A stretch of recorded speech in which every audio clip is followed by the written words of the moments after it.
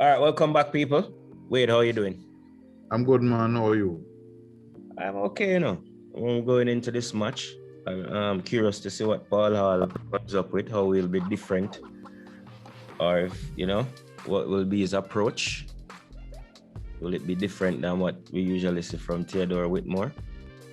Can't read too much. More of the same. Yeah. To be honest, we can't read too much into it because it's not like we're going there with the all-star team. We're kind of just going with more some trialists, I would say. Speaking of like some of the people that will be there. All right. So this isn't about us though. This one is about Peru, who will be playing in our friendly, right? Right. Yeah. So Peru is a very good team. They have their ups and downs, a little bit of inconsistency, but since the start of the World Cup campaign, they haven't been doing badly. They're doing better than us. They're in 5th in Cannibal, and they're tied, I think, with Colombia, who's on the same amount of points. Right? If you can bring up the thing there, Wade. All right, I think I should be able to do it anyway. The standings from Cannibal. Yeah, so Peru is in 5th. They have 17 points, tied with Colombia. Colombia is has a goal difference of -1, while Peru has a goal difference of -5. So that is what is holding them out of that 4th position. And then ahead of them is Ecuador on 23, Argentina on 29, and Brazil 6 points out in front on 35. All right. So, coach, what's the coach's name again? How you pronounce that way? Ricardo Gareca. Ricardo Gareca. All right. He's been their coach for a while. So Ricardo Alberto Gareca Nardi. Yeah. Okay. All right. So let's look at form. In terms of form, Peru averages a rating, and this is from Footy Stats, of 1.40 in the average form, right? They average 1.2 goals scored per match, which is very good, but they also concede 1.00 per match, which is considered poor by Footy Stats, right? Home form, they've played 5 matches. 1-3, drawn 2, lost 0. All right, 8 goals for, 2 against. So they have a +6 goal difference at home. And that is what we will be facing with. The last game that they played at home was a draw. All right, so away form now with 5 games played. They've won 1, drawn 0, lost 4. Goals for 4 and goals against 8, -4 goal difference. So we see a different story away from home. Totally dominant at home. Away from home, don't travel so well. I think that could be detrimental to if they make the World Cup or not. We should probably, or if you are curious, you should probably take a look at the fixtures. That would be a good prediction of if they make the World Cup or not at this point, right? All right. So overall, stats. They have a 40% winning percentage, right? At home, it's 60%. Away from home, it's 20%. Draws is 20% overall. Away from home, it's 40%. Away from home, it's 0%. At home, it's 40%. Losses, 40%. So totally, if you watch the NFL, you'd call this a perfect 500 team. Losses, a 40% chance. At home, 0%. They don't lose at home. So the Reggae Boyz need to bear that in mind, right? So it's an 80% chance of winning at home for Peru, right? XG for a match is 1.3 average overall, all right? At home, it's 1.5. Away, it's 1.1. Goals scored per match, they average 1.2, but at home, it's 1.6, almost 2 goals they average at home, right? Away from home, they average less than 1 at 0.8. They concede 1 per match overall. At home, it's 0.4, so it's less than half a goal. So it's very hard to score on them in Lima. Away, they concede almost 2 goals per game at 1.6. Match goals average is 2.2 overall. At home, 2. Away from home, 2.4. Clean sheets overall 30%. At home, 60%. Away from home, 0. Fail to score 30% of the time, but at home, they don't. 0% chance that they're going to fail to score at home, right? And this is against teams that are more organized than the Reggae Boyz, Wade, right? For sure. I mean, CONCACAF alone, I mean, the Cannonball alone tells you that, you know. Yeah. So away from home, they fail to score more than half of the time at 60%. So there are a few things that we're already seeing that we probably should make note of here, especially the home stats. Possession average, 47% overall. They're not a high percentage possession team, weird enough. Even at home, they're only at 51%. Away from home, they average 43%, but we aren't a high possession team either. Shots taken per match, 11 overall. At home, it's 11.6. So the shot conversion rate, 11%. Away from home, it's 14. No, at home, it's 14%. Away from home, it's 8%. Fouls committed per match, they average 14.22. At home, they're a little bit more aggressive with 15.25. And away, 13.4. It's a physical team. Fouls against per match, they average 15. At home, 14. Average. Yeah, against. This is going to be a very physical match, yeah. 14. Yeah, for sure. At home, they average 15.8, almost 16 fouls against. Penalties 1.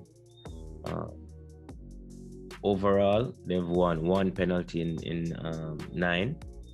At home, they've won 0 and 4. They won the 1 penalty at away. All right. Penalties conceded. They've conceded 1 in 9. 0 at home and 1 away. Okay. So both of the penalty incidents, both for and against, have come in away games. Goal kicks per match, that don't really matter. Throw-ins per match, 10. Free kicks per match, 19, because they do win quite a few fouls. Yeah, and the goal kicks, they average 6 goal kicks per match. All right. Now we can look at goals. All right. They average 1.2 away, 1.6 at home. No, 1.2 overall, 1.6 at home, 0.8. All right, we already spoke away. Minutes, 75 minutes average between goals. All right. At home, they score a goal every 56 minutes average. Away, 113 minutes. So we're not looking on a high scoring game unless we're really poor in defense, Wade. What say you? Yeah, definitely. Because, I mean, they seem to only average around 4 shots on target a match. Am I seeing that right? You know, Yeah. They don't seem to be a team that get too many shots off, you know. They seem to be very set piece reliant, which could be dangerous. But I think we can't look at those stats because of where they're playing and the caliber of team they're playing against, I think against Jamaica, it's going to be a different level. Their basic standard, I think, is at a much higher level than our basic standard. So yes, that is true. I would agree with that.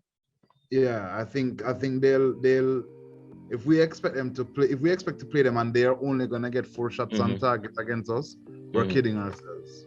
And it's gonna be a physical game as well. All right, let me add something to that. Yeah. We have to prepare for them to score or attempt to score early because they're an early scoring team. They score in both halves only 30% of the time. All right. At home even less. All right. At 20%. They're the first team to score 70% of the time. At home 100% of the time. All right. 0% chance that they fail to score at home. All right. So what I tell you? They're going to score. Yeah, they're going to score in the first half. What we have to do is make sure that we score as well. And also we don't see them scoring a lot of goals late in the games. They're an old team. I will get into that also. That's why you find that you will have more joy closer to the end of the game or as the game goes on. Well, I mean, are you looking on average? Because if you're looking at average age, I think Jefferson Farfan is skewing it heavily because him alone is 37. Yeah. So that would skew the average team age higher. Yeah. And why it might not apply to us, they're not necessarily playing the first team because we're not going to see some of these players. The international window hasn't really opened yet. You know what I mean? So it's probably a similar case to ours. Probably a lot of players that play locally and younger players. So that could skew things a bit. All right. I think we could also learn a lot from them. If we find ourselves being dominated by Peru, we're going to have to ask questions because most of their footballers have their plight in the MLS. Yeah. It's a similar situation with Jamaica. They don't have much headliners in major leagues. I don't see anybody in La Liga, Italy, or the Premier League. You know what I mean? As a matter of fact, we have more ballers in bigger leagues if you really look at it. So if they dominate us, we have to ask the question, why? You know? Yeah. Really and truly. I mean, yes, they're in a zone with higher competition, so naturally they're going to be at a higher level. But if that is so, why isn't there much international representation throughout the world from Peru? I mean, the last footballer I've known was Farfan, and his days were long gone. And Pena really wasn't he in the Premiership at one stage? I'm not sure, you know. I think he was with I want to say Watford I know Correa was at Watford, Andre Correa. Or Carilla, or however they want to pronounce it. A lot of it depends on their coach as well, how they approach things. Who's also beaten us already. He has won on Jamaica already. Yeah, man. I think if you look at the head-to-head record, we've never beaten them. Yeah, we've never beat Peru.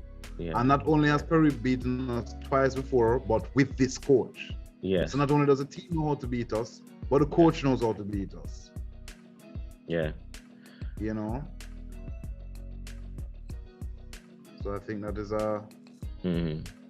that's another key. So what we're establishing, they know how to beat us. Yes. They're gonna score in the first half. It's going to be a physical team. They're a team that are not afraid of to be rough. Yeah. So, we have to keep a cool head. We're going, naturally in South America, we know how South American referees handle Jamaicans. It's just a sad fact. Yeah. But we're going to be in their country against a team that plays very physical. Mr. Paul I will probably be rolling all over the place. Because you know the South American style already, them have to bring in them theatrics. Yeah, man, I agree with you 100%, Wade. In terms of style of play, I have a 1 and 2 paragraph I'm going to read out of a scout report that was done going into the Copa America for 2021. That was last summer. All right, so it says in the defensive phase, right? Yeah. When they're out of possession defending, I don't know if I sent you the article from Total Football Analysis, right? If anything, I'm going to put this graph up on screen for the viewers as well. So we're looking at where they rank in terms of percentile rank last calendar year across all matches. So this would be 2020 going into 2021. So the World Cup stats would be somewhat different, but this would give you an idea, since this is stats that come fairly recently under the same coach, I would think. Agree or disagree? Yeah, I agree. All right. So out of possession in the defensive phase, what we see jump out to us, thing there, the things that jump out to me, they're in the 92nd percentile in terms of fouls, and the 84.6 in terms of recoveries in the final third. They have 53.8% in terms of recoveries per match. What else stands out to me again defensively? And 53.8 in terms of aerial duels won per match. All right. Where I see them falling short is clearances, fairly low at 7.6, interceptions at 7.6.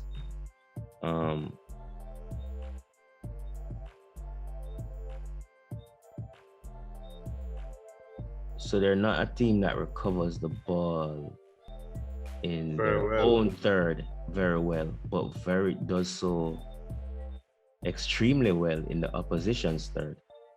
That's strange. I also see that they turn to turn over the ball a lot. Yeah. They average a lot of possessions last per game, 122. Yeah. That means that probably pass selection is poor. Yeah. Shots per match is very low as well at 30.7. We discussed that earlier. Yeah, and defensive duels per match. This is duels on the ground, very low at 30. Yeah, only win 39%, of that. Yeah, 30.7 I see there. So it says he employs a high pressing style. Really? And has resulted in a low number of shots conceded per match too. It is in fact defensive errors that has let Peru side down. Okay. All right.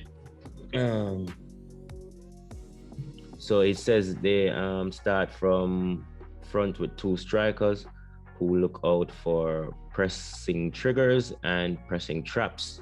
If a defender plays the ball out wide to a fullback, the striker will look to cut off the passing lane, while the winger presses the ball carrier and the attacking midfielder will press the spare man. In addition, if a defender passes back to the goalkeeper, this causes at least one attacker to press the goalkeeper, sometimes 2 if the attacking midfielder is close enough. At times, this causing Gareca's attacking unit to temporarily switch to 2 up top. Pressing unit. Then they're only winning 30% of their duels, their ground duels.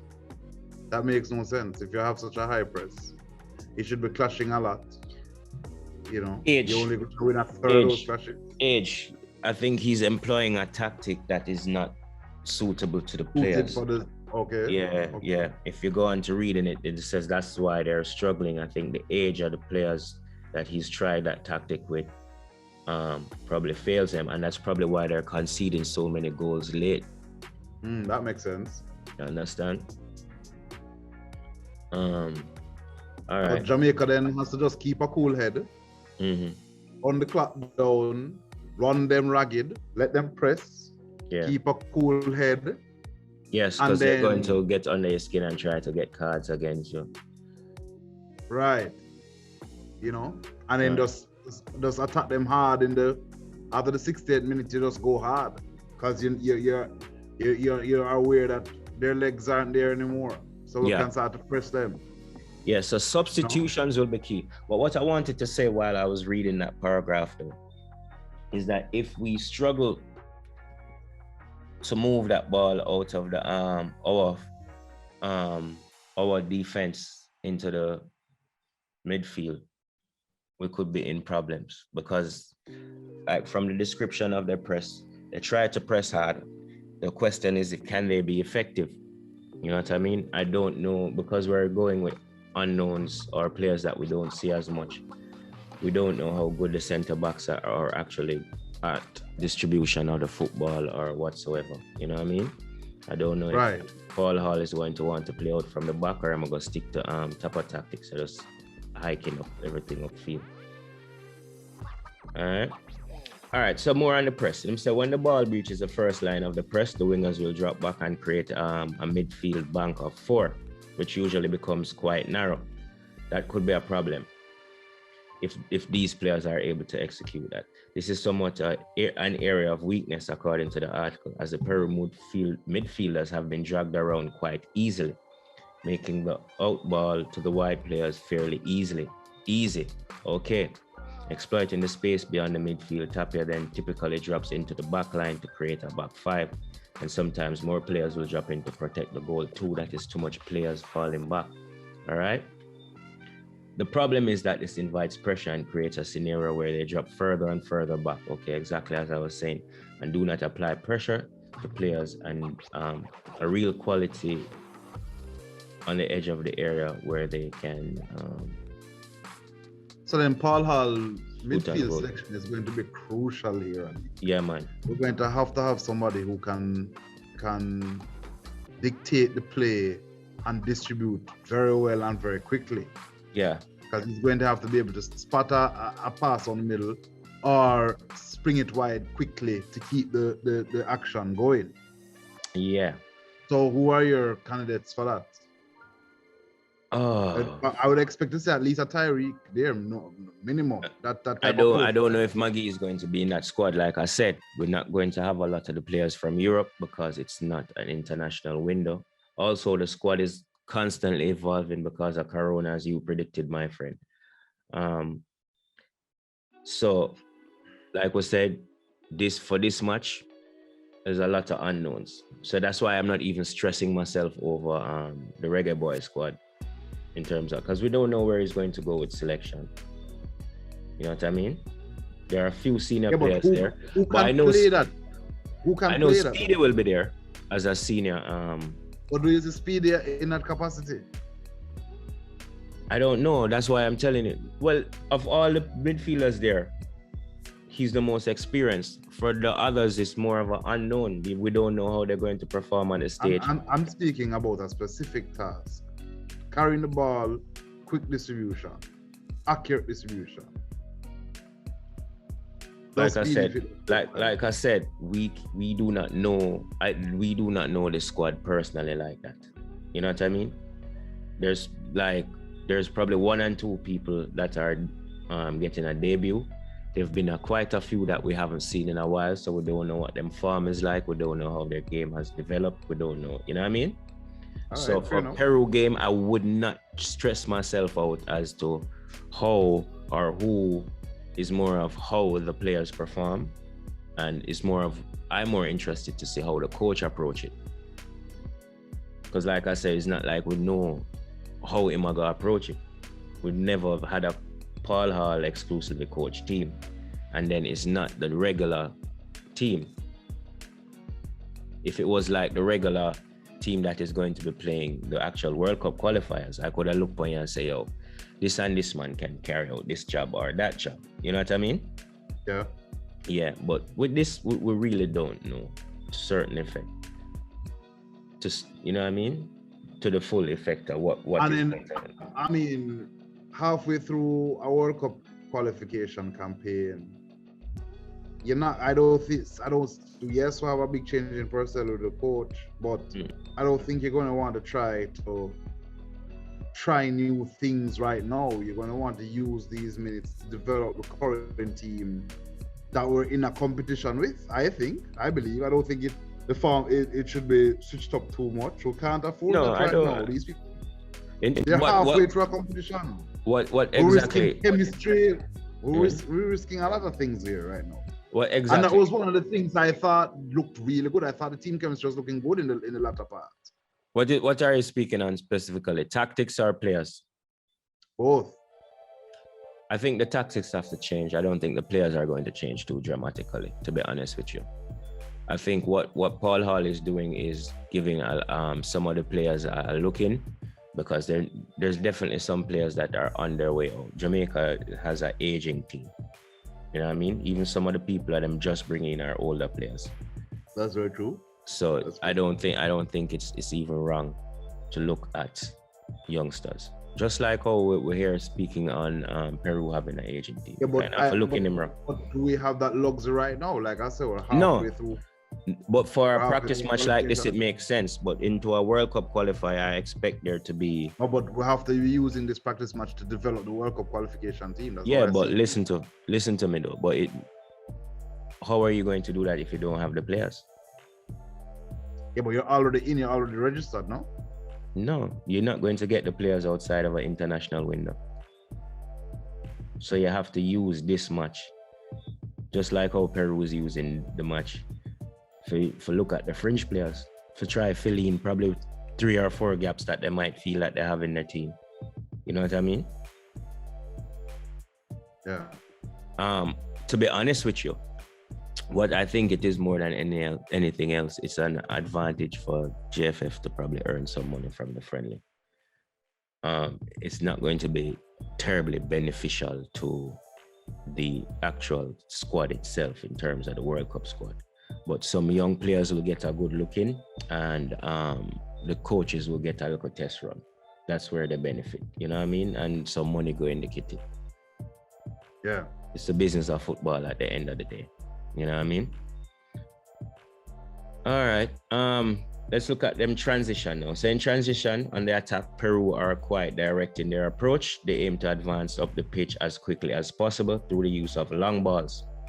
If the possession is recovered in the midfield and when they win the ball up front, the idea is to hold up the ball and pause for the supporters to run to follow shortly after. For the supporting run to follow shortly after, rather.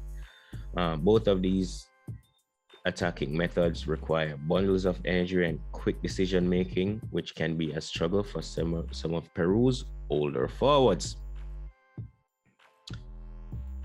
Back to what the kind of reflects what we were saying earlier, that the tactics seem like a very high energy, lot of ball chasing, very physical, lot of fouling. So for older players up there, players on a little bit more age, I would find them would probably struggle with that. You know what I mean? Yeah. Leading to probably later on in the game they struggle. I think, yeah, like we're saying, substitutions are going to be key. How Paul Hall plays his substitutions could determine the result here. You know what I mean? Yeah. All right, so let me look at lastly at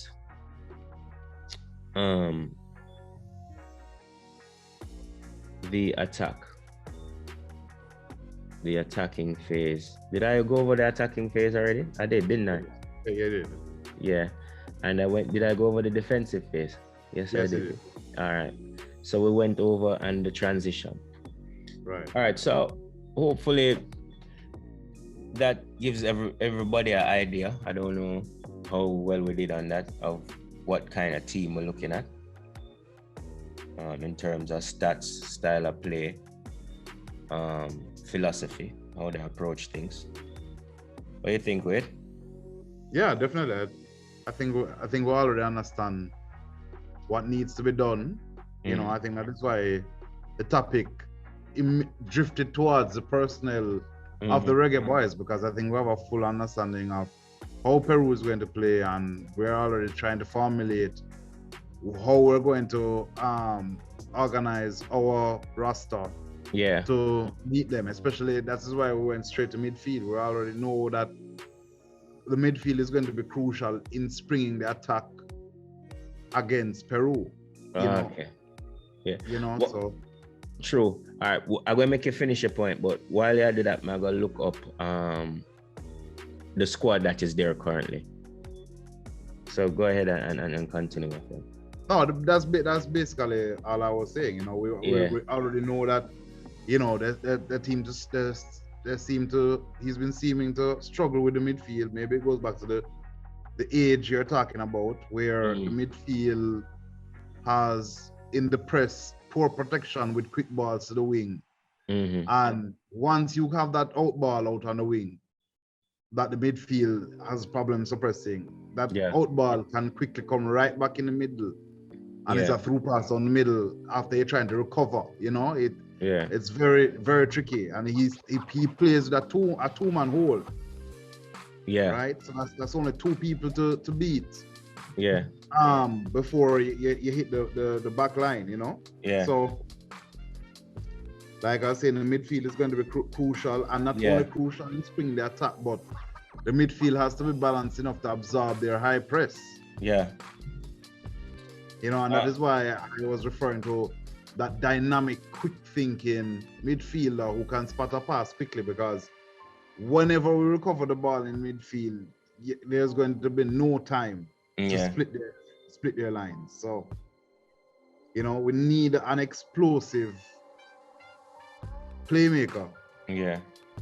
You know, I would have loved to see our Derby County player in there, Ravel. I'd love to see him in a match like this. Yeah, it would actually have been a good match for the first team, I think. Yeah. You know what I mean? I'm kind of. And that's another question too. How much of their first team is going to show up? But I don't expect it a lot. I don't expect a lot. No, but most of their team is made up of domestic players. They play in the domestic league. Most of their, from what I say, especially the defenders, most of the defenders seem to be playing in Peru. Okay. So well, we should expect a strong enough squad. Yeah. Yeah. In terms of thing there, it says 3 positive COVID cases hit the Reggae Boyz camp ahead of the travel to Peru. But I can go into who they have in the squad, and then we can probably see who is there for in the midfield. All right. Right. So it says a group of players comprises of Jadine White, Demar Rose, Amal Knight, Dwayne Miller, Okwesa Chung, Richard King, Jamoy Tope, Damian Lowe, Javane Brown, Javon Watson, midfielder. All right. Kemar Lawrence, Tevin Shaw, Ramon Howell, Devon Williams, Speedy, right? Devontae Campbell, Lamar Walker. Lamar Walker is a midfielder, but it's more like an attacking midfielder. Jordan Fletcher, Peter Vassell. Peter Vassell is a good midfielder that can distribute the ball. Dwayne Atkinson, young baller. I want to see what him can bring to. Deshaun Beckford, Malik Howell, experience, and Alex Marshall. If I'm not mistaken, I'm not sure Alex Marshall going to be there. So some of these players could drop out because it said 3 of them picked up. COVID positive. Yeah. So Karim Paris had dropped out and he was replaced by Malik Howell. All right.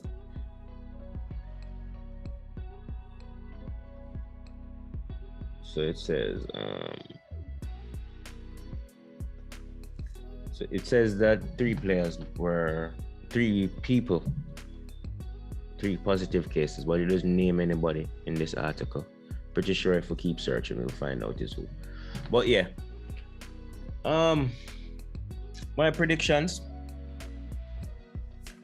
it's going to be a tough match. Peru is a good team. You know what I mean? They're a good team that plays in a tough qualifying, or what I would say a tough thing there. Look, division. When you're in a group, where Uruguay and Venezuela are in the bottom half. Yeah. It says a lot. Well, I'm not, to be honest with you, I don't really put a lot of, like, Venezuela, I'm not surprised. But Uruguay, I'm surprised. Uruguay. Yeah, definitely Uruguay. Yeah, Uruguay, I'm surprised by. Where's Chile? But Chile is right behind them. Behind Peru. Okay. In 6th. So considering that, they're doing good. They're doing very well. Considering that, they're doing well. You know what I mean? They're in the top 5. I mean, you know. So. Yeah. And they're tied on points with 4th. They're only behind on goal difference. Exactly. Colombia, right? Yeah. So they are in good form, and for an aging team, that shows that these mature men fighting spirit is at full tilt, and that can be dangerous. Yeah, that can be dangerous. You know? Yeah, man. They're a good team, and like I said, I think they have a decent system, and I think they recognize that they probably have to change out some of the older players for the system to work. So I think that's just why they are arranged these 2 matches. Quickly, they played Panama. That match they draw 1-1.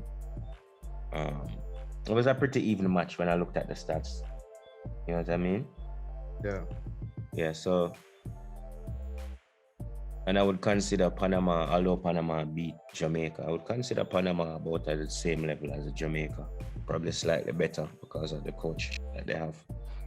Right. Yeah, so it is a excuse me, it's a possibility. It's a tough match, but I don't expect them to get overrun by any means. You know what I mean? Right. Yeah. Final thoughts, though, man, bro. Final thoughts is I think you were accurate in the intro to say that we really should be focusing on what Paul Hall has to bring. Yeah. We want to say we wanted to really just watch this match to try and identify his philosophies. Yes. How the team is translating his philosophies in action, and this is a very good measuring stick. I think Peru is a very good measuring stick to see where you are in this world football standing, because I think Peru is a team that could probably play against any team in the world. Yeah, and give you a decent match. Exactly. Not to say them going to beat them, but they're going to play decent football. Exactly. So this is a very interesting match to watch. Very interesting. And it will tell us a lot. You know, I agree with it 100%. And I think we should be looking to having more practice games like this for the regular squad. You know what I mean? Yeah. And I think I don't even want to comment too much, because I don't want to add to the unnecessary social commentary right now. I think we just need to get behind the team, observe, give Paul a lot of breathing room. Yeah. And remember that he's already he's coming in halfway through a major competition. Yeah. We have to cut this some slack. I don't subscribe to the free hit mentality. Yeah. Right? You know, we still need to hold people accountable, but at the same time, we can't go overboard with him. So whether the result is terrible or not, we have to be patient. And that's where it is. Yeah, you know? I agree with you. Totally agreed. All right, guys, we're gonna leave it there. Wise words from Wade as usual. Remember, like up the videos, try to get it to 100 likes, and good luck to the Reggae Boyz. You know what I mean? Leave your thoughts in the comment section, and we'll see you around.